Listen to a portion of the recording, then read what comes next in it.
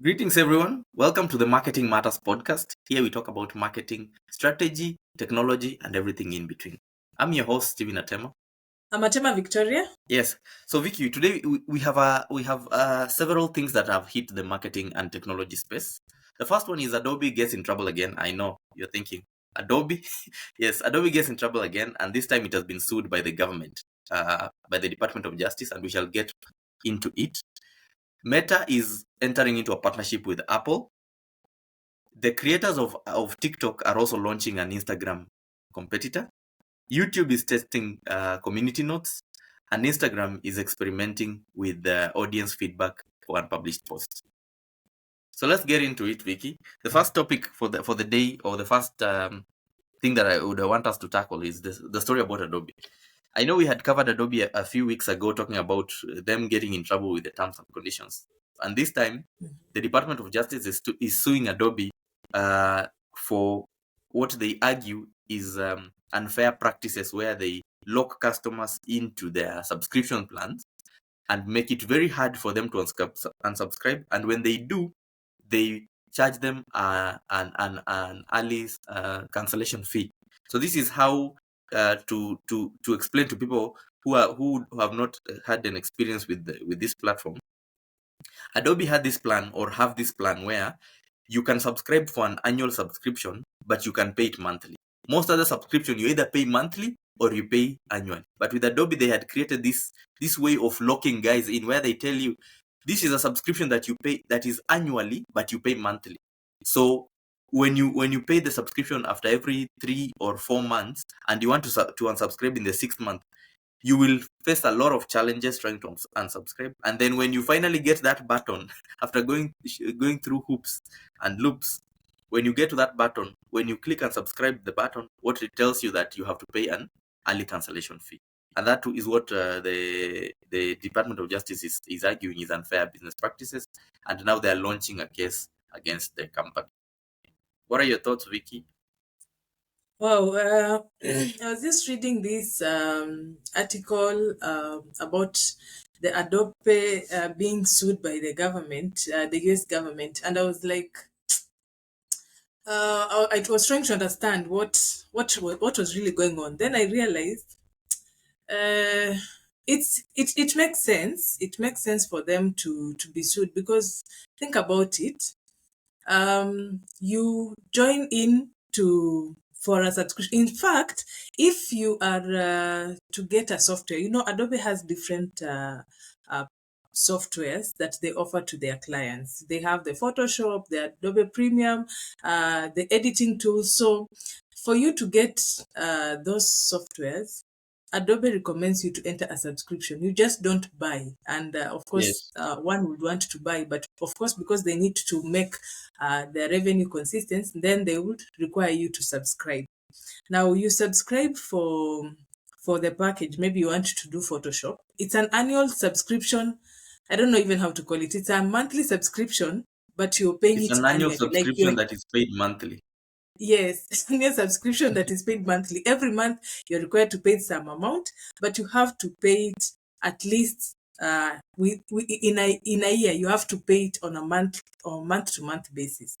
Now, I'm just thinking about one of the things that was going around was they were stating that uh, the terms of service, the information about uh, you terminating your contract. Maybe you started using the service or the software, and then maybe you didn't like, or maybe the project that you are doing, you close the project in the middle of the year. Now you want to cancel the subscription. The what the reason why the US government was suing Adobe is because the terms of service, or the terms and conditions, have not been well elaborated on. Like when you're filling in the form, the details that have been put on that form, it's not clear about the cancellation fees. So you go ahead, you pay for the subscription. Then when you want to cancel, they tell you, okay, if you had reached 6 months, let's say you are paying, I think they have one of the service. I was looking at one of their service. Their monthly subscription is $90. So in a year, you're supposed to pay 1080. dollars. So you do it for 6 months. So after doing it for 6 months, now when you want to cancel, instead of them just canceling, because it was a monthly, you are paying it on a month to month basis. So it's not like you are in debt with them. They'll tell you Mm. now you have to pay 50% of what was left in the year. That is a very high fee, considering It's that like you're you're not in a going to use lease. their service. Yes? It's like you're in a lease. Yes, yes, but A no, the lease. 50% was too much. And this information has not been well displayed when you're filling in the form. There is a link that you have to click for you to be aware that how much the cancellation fees is. And there Mm. was even a complaint that when you try, okay, you say maybe I don't understand why I'm being charged this amount. You make a call to them. The person who receives the call Yes. ends up when he realizes that you want to cancel the service for some reason, Mm. the phone Mm. either gets Disconnect. disconnected or it's like you have to follow up that process. Imagine when It you was a try mess. to reach out for any company that has this Mm. uh, phone long trays of connection before you are able to get the customer service. Mm. Just think about Safaricom. You make a call, then you listen to that advert that keeps or the music that they put in there. Then when you get through the agent, then the agent cancels you. Now again, you have to go through the same process. Then when you go through the same process, you meet another agent. You again start You start explaining explaining that again. story. Yeah, that was very frustrating, and I think those are the Yeah. reasons why they wanted that cancelled. And I think it makes sense. Why would you not make it clear for me to know if I'm to join this subscription, I need to be aware that if I'm to cancel it in the middle, then I'll have Yeah. to incur some cost. Let it be clear, because you might end up losing me as a customer, maybe in the near future, if I wanted to join in for that service. So I think Yeah. for them, those hidden charges, and then how many people read terms of service? But you have to read You the terms don't. of service. Very few you people have to read you that, have to and read the terms of service. I think sometimes no, like very few we're very people. quick to No, very condemn few people. these entities. But very few people scan through the terms of service. So you can imagine Yes. you have just scanned through the terms of service, but even that information about the cancellation is not in the terms of service. You again have to go to Mm. another link or another page for you to be able to get that information. So that is not ignorance. That is information that was hidden. So Now, yeah. of course, for the Department of Justice to come with a case, they have gone through they have evaluated the merits of that case, and they believe they have a case against this company.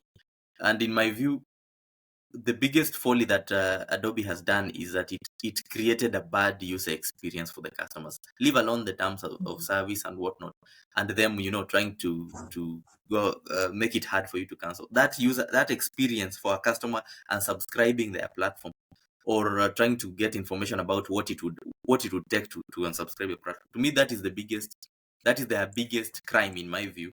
That if they had made it Mhm. easy, so that even as I am unsubscribing my as I'm canceling my subscription, while I'll be charged this fee, at least I know when I talk to this agent or when I go to the unsubscribe button that I would be clicking it, and it will tell me, before you unsubscribe, according to our terms of service, then you shall be charged a 50% cancellation fee. So that don't hide the unsubscribe button under some very different channels for the customer to experience, because as a user, we have been conditioned to, I don't know if it is by design by those companies, to just accept the terms and conditions. So if I were to go to that Mm. platform and click and subscribe, and it tells me you have to pay a 50% cancellation fee, chances are I'd be upset, but I would not be as upset as if I had to go through different channels to even just get that information. So in my view, maybe you can argue about the percentage of the cancellation fee and the terms of service, but as long as it was in the terms of service,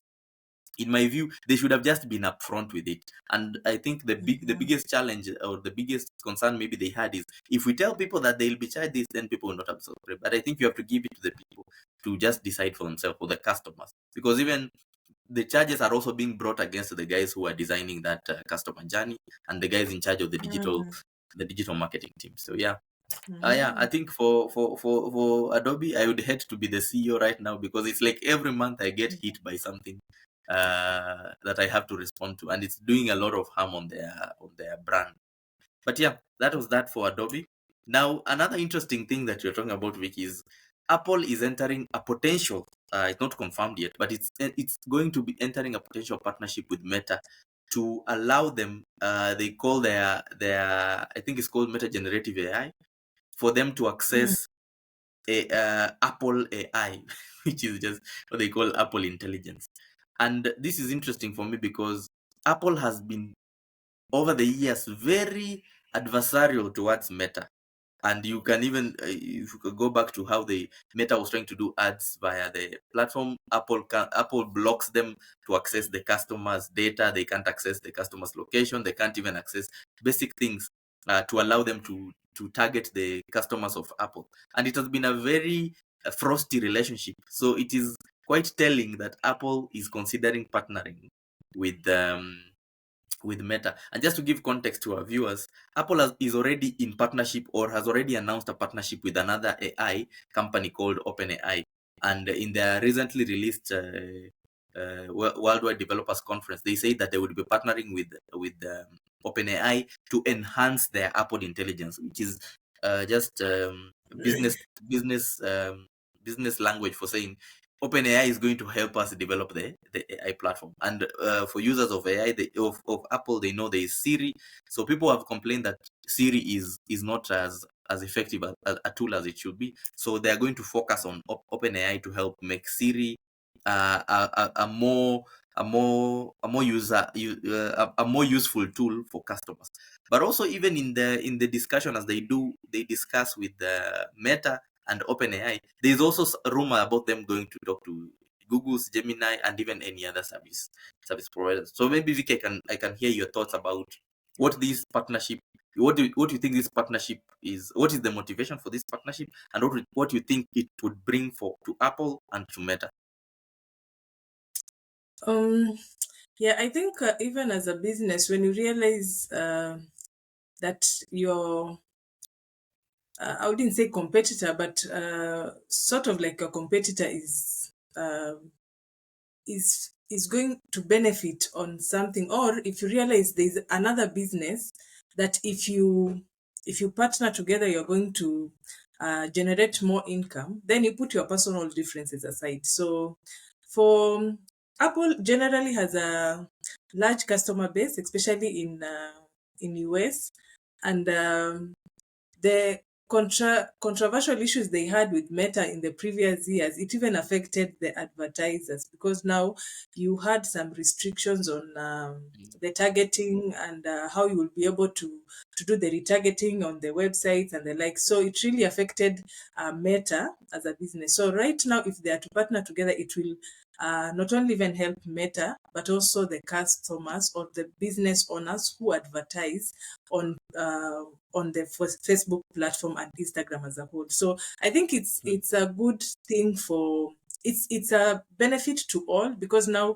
business will be able to reach more audience with the AI that will be integrated from Apple, and then also the audience in Apple will also be able to benefit, because as much as Apple was doing those restrictions, even the customers using the Apple products were also losing out Yeah. on the businesses that were running in Facebook. So I think it's beneficial to both ends, and if they're partnering with also other companies like Google, it will also be beneficial to to the website owners, e-commerce, and the like. So it's benefit to all. I think these big companies they're reaching a point where they're realizing that customers are all over. So we have to find ways of how we can link together to be able to benefit at the end of the day, and also satisfy our customers uh, above all. Yeah.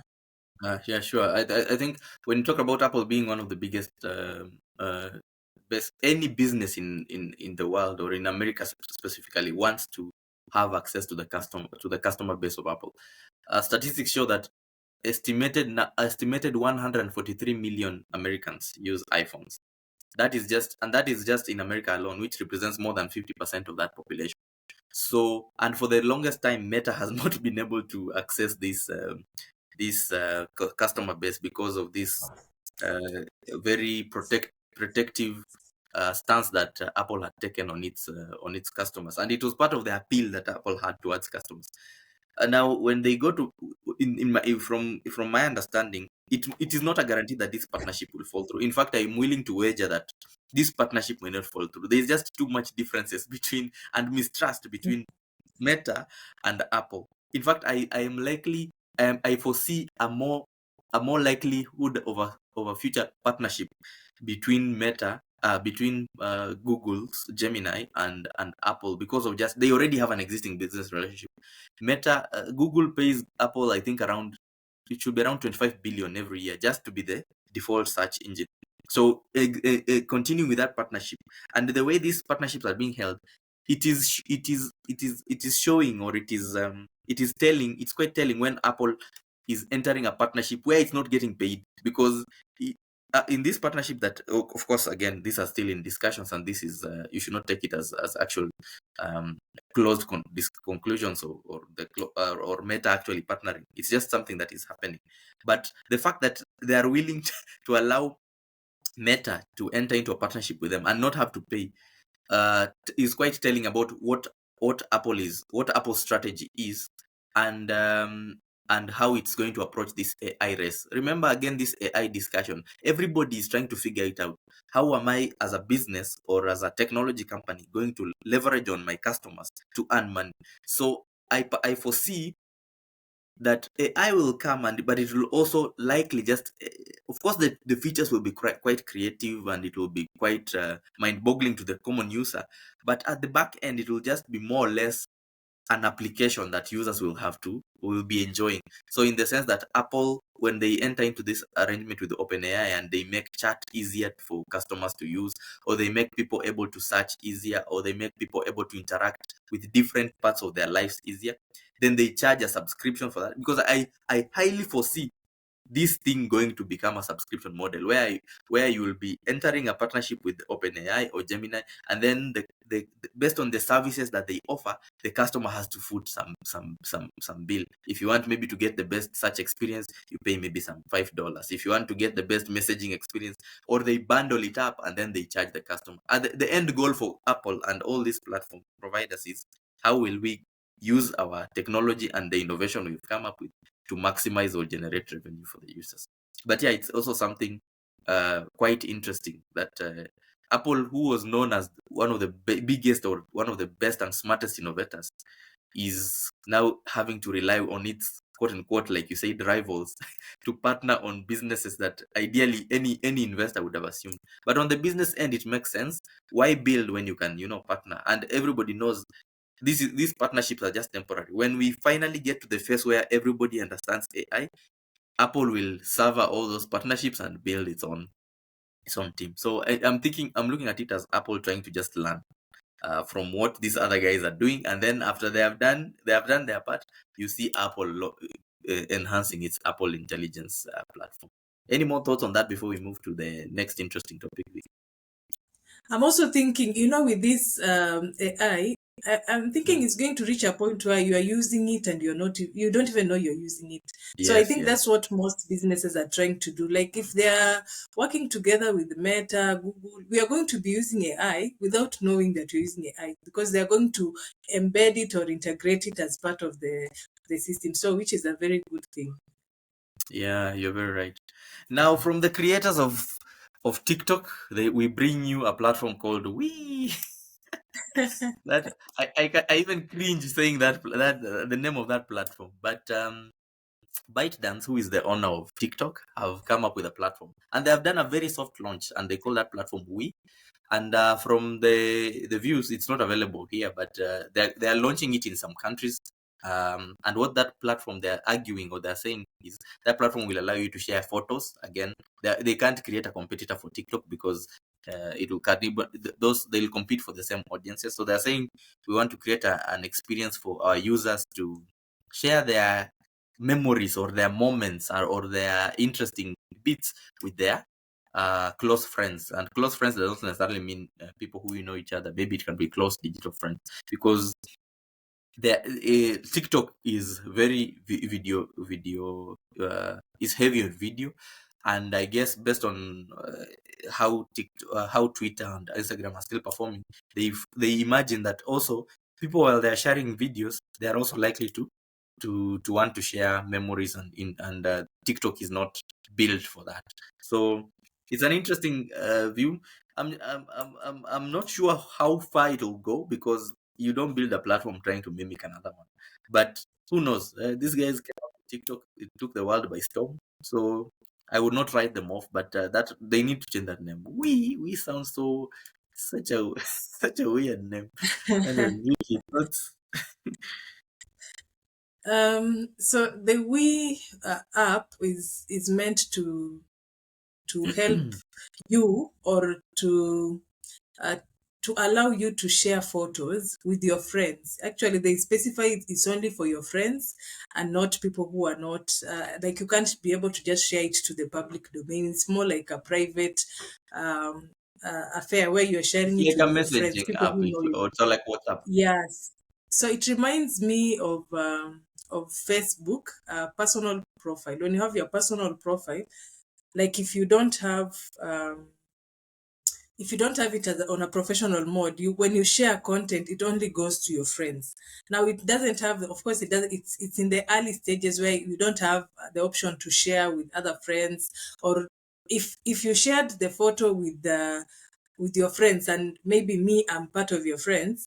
If I'm to see it, I don't have the option to share with other people, because they have to be your friends for them to see your photos. So I think it's the early stages of Facebook. It just reminds me, it resembles that.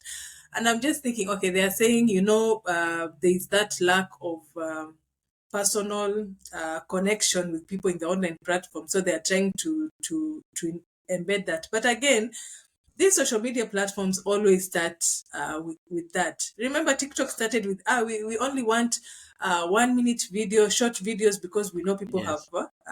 have a short concentration span. But now they have a Yes. 60 minutes video. So they keep saying that they are starting with this good intention, and then they And they're end up pushing just being their like, their shop. yeah, right They're now pushing it's it almost becoming like a business, a business platform. platform. So it started early as a, like, now with the we, it's starting like we're just dealing with friends. You're sharing your photos with friends, but eventually it will reach a point they'll now expand and expand, because I think they didn't want to start with public, because if they say that we are going to start uh, we are going to allow you to share it in public, every content creator will rush there, because they always say Yeah. any platform that comes early, you need to be there early, because it supports those early content creators. So maybe they decided, Mm. let's do it private first, to just Mm. encourage the people who want to connect with your friends. They want it to Then I grow was also organically. looking at, yes, yes, yes. But I don't know. Maybe that's what they are going to do, or later on they'll expand. We are going to wait to. Time will tell. I was also looking Mm. at their logo. I don't know if you Mm. have seen their logo. Their logo No. almost resembles Thread. So I don't know Yes. if the idea came from Thread. It Yeah. looks like So I somebody don't just know. sat down and they're like, I am a project manager and I need to come up with something. So Yeah. they went to ChatGPT, gave them the idea, and then it took the data available and gave, like, it was. That's what I'm saying. I had an eerie feeling about that platform, but anyway, I've not been able to test it, and maybe when it's available in my region, I'll be able to do it. But yeah, you are very right. It has some eerie resemblance to Yes. the existing platforms. And like I said, Yeah. you don't build a platform copying another platform. But that is a very important point you raised about, guys. Uh, People have tried to, they have been told that there is a hack. If you want to grow in social media, when a new platform comes, go be the Yeah. first Run people there. there, put a lot of Yeah. content, and then that is your path to success. Mm. Yeah. Okay. Yeah, so back to more news on social media, and this time YouTube is launching, or is testing community notes. Does that sound familiar? Anybody who's been in X knows that has already implemented the community notes. And for people who might not be fully aware of what community notes is, community notes on TikTok, on X, is where somebody posts content. It can be video posts, or an image, and people give let's say provide context onto the image. So sometimes you can post something and somebody says this image was not generated recently. Maybe somebody is trying to push to argue that this is a recent image or a video, and somebody says no, this is a generated video. And the most useful part on the community notes has been especially calling out the fake videos and fake images. Because of the AI blowing up, there's a lot of people putting celebrity pictures on other places or on different videos and saying here this celebrity was here, or this celebrity said this. So community notes have been able to advise or to help users who are seeing that content to know that probably this is an AI generated image, and to reduce the level of misinformation on the digital platform. And again, this is what YouTube is trying to pursue or to ensure on YouTube videos. And of course, it will also translate to Shorts and any other platform that YouTube is on. So Vicky, I would like to hear your reactions or your views about this new feature that is going to be rolled out soon. Okay. As you've mentioned, of course, these community notes already existed in Twitter, a fact-checking program to fight misinformation. And I'm just looking at Twitter. X. Okay, Twitter or X. Musk That doesn't tools like us works well. referring to it. Mm, Okay, so yeah. it launched its community notes, Community. but you see, because Twitter, we have so many people who have valid opinions, or they think they have valid opinions. So the community notes would help, because it would prevent information that is not correct to go to the public. It makes sense in Twitter. But now I'm looking at YouTube. YouTube already has its own way to to check, like you have the community guidelines that you have to follow. There are so many things that you need to comply when you are uploading any video or on the platform. And I'm thinking YouTube, most of the information that is there, I don't know, maybe it's because this is what I align to, but most of the content that I watch in YouTube are either educative, entertaining. So I don't know if that will really help the YouTube platform, because already the algorithm works well with whatever is in existing, like the content that is being shared, what the users are following more. That is what they share more to the public. I don't know if we have people who share maybe fake news, but I don't know how the community notes would really help the YouTube platform. Okay. So maybe unless we wait Yeah.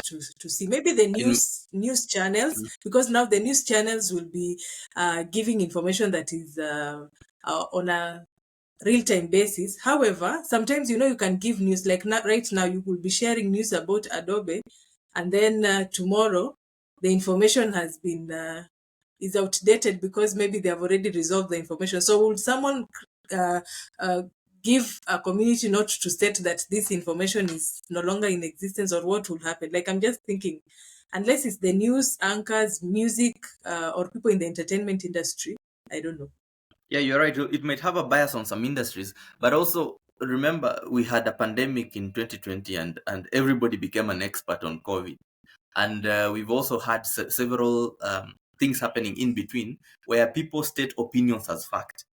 And yes, there is the comment section, but very few people go to the comment section to go and interact with the content, to just see, unless you're really keen on a topic. Then you're like, I want to hear other people's opinions of this. And even sometimes, most of the time, unless like, you'd find a lot of people pushing the same ideology or the same narrative, and then a very very few dissenting opinions. And sometimes even those dissenting opinions are not useful. It can just be like the video is bad, or the editing is poor, or that this information is false.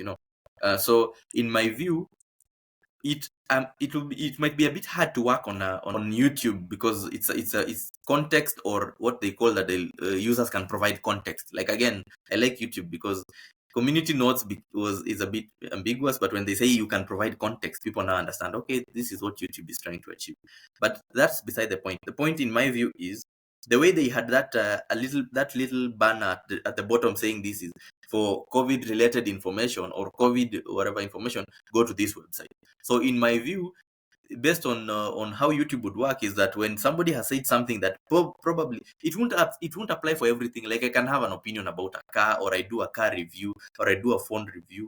So maybe when somebody comes to that video, or even us in this such podcast, and we're arguing maybe this is the best tool for you to use, it might create a lot of debate and whatnot. But at the end of it all, it will help the users who are interacting with video content, especially people who generally follow people blindly, to just get a bit of context about what somebody is saying, because of something that came up, especially even in America, where you have something called alternative facts. Somebody is pushing content that is saying things that are partially okay or correct, but then they are avoiding to say the bad things, and especially influencers who are doing marketing for a product. So somebody can come and say, this is the best device, or this is the best phone, it has this camera, it has this what, but then they leave out the fact that this camera has a very poor battery range, or this camera has very poor connectivity. So the context bit would allow users to get more information about a product or any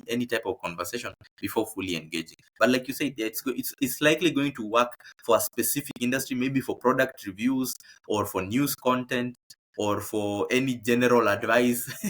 But yeah, again, for some content, it might not work. But who knows? I have not done the stats to know what majority, or what content makes majority of the topics that come on YouTube. And maybe it would make sense for them in the grand scheme of things, to make to provide context for the platforms, or maybe in their categories that they see there seems to be a lot of misinformation, or there seems to be a lot of interest in this industry, and we want to guide people appropriately. And maybe soon And that then context bit again, they'll integrate with AI, and again, like you said, it will be very hard for you to even know the context is AI generated.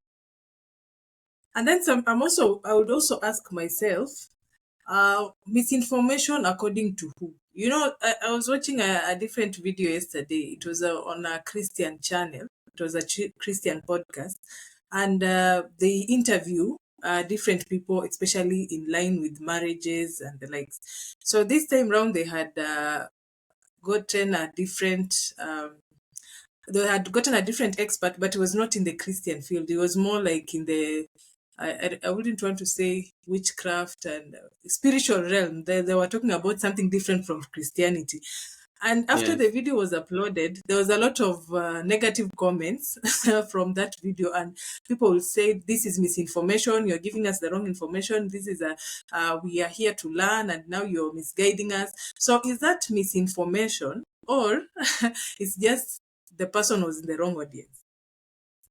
Yeah, that can be a bit hard to decipher, because you see that is information that is again opinions. So like we say, it will be it based on how they deploy it. It might take different formats, and it might affect different platforms or different topics in a different manner. But it can be a very specialized area that would, because these are even the people who are having that, who interviewed the person, probably they also have their own opinion based on what they have read, if it's the Bible, if it's theology and whatnot. So I think topics like that will be very hard to give context, and maybe they might ask the guy who is hosting the person to provide the context, because it becomes like a disclaimer. You know how they say the opinions raised by this person are his own, and they don't represent our views. So it can be another version of that. But you've also made me remember something, that while we say that there is an ability for people to get context, or to get information about a topic when they go to the comments, you're also allowed to remove the comments. So so you can also, it is also possible for you to just steer people to the direction you want, and not allow any dissenting opinions. But again, it's very hard for a platform that is very has created an expectation, or a culture for people to just follow what they hear, to then try to come and bring dissenting opinions. That can be a lot of chaos on the different platforms. And in fact, I foresee the context providing a lot of also controversial text in the comment section. So we wait and see. The beauty about these things is, in my view, and it's a good thing, is that they evolve and they get better as they go. You are saying something, Vicky? No, I'm just saying time will tell. Yeah, time will definitely tell. Now to the last news or the last story of the day, of the week, sorry. Now Instagram, again, still something about community notes, but Instagram is now allowing uh, audiences or creators to experiment on their reels or on their posts with their close, let's call it close followers before they can publish it to the masses. And to explain this further, what they're saying is some of the creators might sometimes post content that is a bit maybe does not resonate with the audience, or if maybe something is going on in your space and you're talking about something and then you share it with the public, maybe you might miss some, again, quote unquote context, or you might miss also some information that would have been made your reel or your post more informative. So Instagram is allowing creators to experiment with sharing it with your audience, and then based on their feedback, you can improve your reel, or you can do away with the post that you're about to do. Vicky, any thoughts on this? Because I don't think there's too much. It's self-explanatory. They're just trying to help guys to get better ROI on their not ROI, but better results on their posts. I think it's a good idea. It just depends with your audience. If your audience will be able to help you see what you need to change or not, Yeah. or you just need to use your internal team to be able to do that. Makes sense. You have you're very brief and very apt. Yes, so most of this sometimes you need Because just think people. about it. Think about it. We have the different tools that allows you to schedule your content, and one of the reasons why you are scheduling your content is because when you schedule your content, you have the other team to review what you have done. If there is anything that you need to adjust or change, you will be able to do that. So unless your audience is very uh, understands your creativity and they'll be able to help you improve, then it's okay. Yes, you are very right. So it'll again, this we have also to be to accept that not all tools will work and not all tools will be for everyone. So it's true that if you have a big team, then it is redundant. It's a redundant tool. But if you are a creative who is only relying on your own creativity, it can work for your case. But yeah, that's all we had for today, guys. Thank you for tuning in. Remember to like, share, and subscribe. And again, this is me, Steve Atema. I'm Victoria Tema. Bye. Bye.